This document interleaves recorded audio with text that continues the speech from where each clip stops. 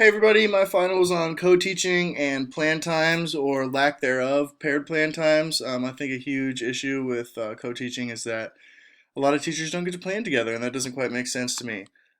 So I've seen good examples, and I've also seen bad examples. I'm really lucky. I'm in Millard South High School. That's where my placement is, and I'm in a couple different co-taught classes. One of them specifically, they're always on the same page. They're always ready to go. They always know what they're going to do for that day, and the kids love it. The kids respond really well. You can just tell that class goes a lot smoother. It's more enjoyable.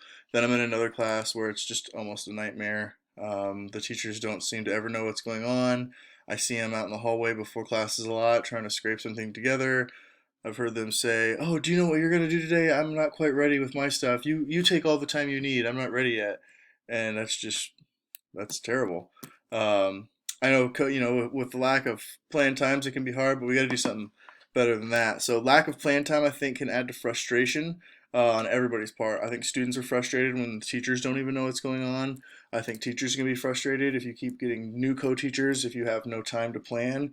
That's frustrating. If you are a co-teacher and your partner comes to class and you're ready and they're not ready with what they're going to do, that's frustrating. So I think paired plan times and more plan time for not more plan time, but paired plan times can lessen the frustration. And then there has to be a better way, right? So we know that co-teaching works.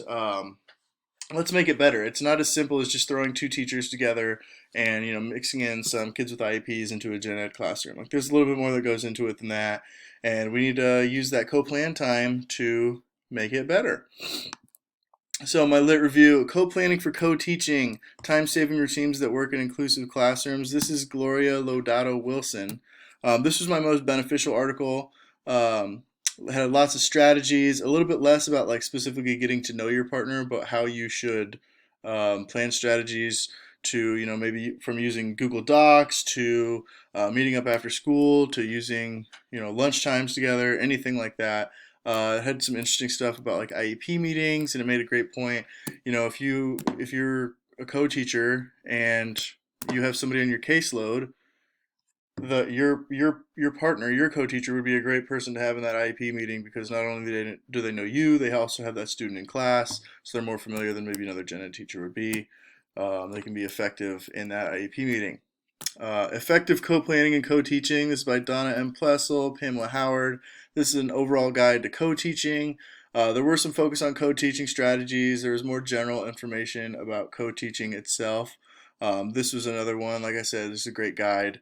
Um, so many articles did, however, start off like Co-Teaching, Getting to Know Your Partner by Jane Cilio. This is one I'm going to show you guys in a second.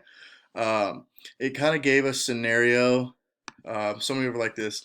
Mr. Salvatore and Miss Hoppe were getting to know one another. They were in a new co-teaching partnership designed by the school administrator since just before the school year began. Mr. Salvatore had been a solo fourth grade teacher for 15 years. He enjoyed teaching and maintaining complete instructional responsibility for students and classes. Miss Hoppe was new to the school. She had been a teacher for 7 years and enjoyed collegial reactions. So you get where they're going. A veteran teacher who likes to have the class to himself is paired with a newer teacher, and maybe they don't want to co-teach, and now they're having to collaborate, and they usually have kind of different styles, and now they have to find a similar style. So many of the articles were like that, and it just screamed at me like, why are we spending so much time on getting to know these teachers? Why won't we pair up with someone, stick with them, and then be a co-teacher? I think that's another part of my paper is not only the plan time, but like let's make things more consistent. I one of my the resource teachers that I work under, she has three different co-teachers, and that they're just English teachers, and that's crazy to me. Why wouldn't we make this more? And they're all the same class, they're all the same. It's an inclusion in English class for ninth graders. I don't understand why we don't pair those all up. She's all over the place. Yeah, revolves Jonathan Sotoyo and Wayne Brenda's teacher preparedness and the use of co-teaching classrooms. This was a great study of 77 co-teachers, kind of asking them how they felt prepared to co-teach, and they said they weren't. For some context, a lot of them, like their preparedness was like maybe they were required to take 3 credit hours, like one class over co-teaching. Maybe they just had some seminars that were through the district, but ultimately there wasn't a ton of training involved, and they were kind of just thrown into that room. I used that example of co-teaching is more than just two teachers and a bunch of kids in a room. Like you need to learn some strategies, and with that, If you don't have those strategies, if you are new co-teachers, that's even more a reason that you need that paired plan time. You need that time to get together. It gave a great example of if you have three different sections of a class, it's like 30 minutes ish, of paired plan timing per class. That's 90 minutes just to prepare. But if you have that all with the same teacher, that's just 30 minutes. You just prepare once, maybe adjust for different kids in different classes, their strengths, stuff like that. So that paired planning time can really cut down on planning too. Uh, Many times the research recommended to find what works best. I thought that was a little bit disappointing. Like, duh. I don't need to read a research paper to find what works best. Obviously, any educated person would would go with the best strategy.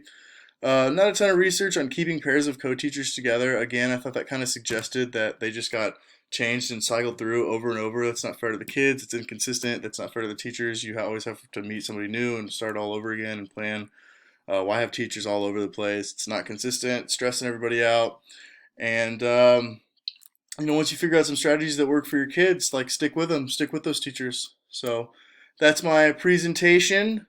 Thank you guys very much.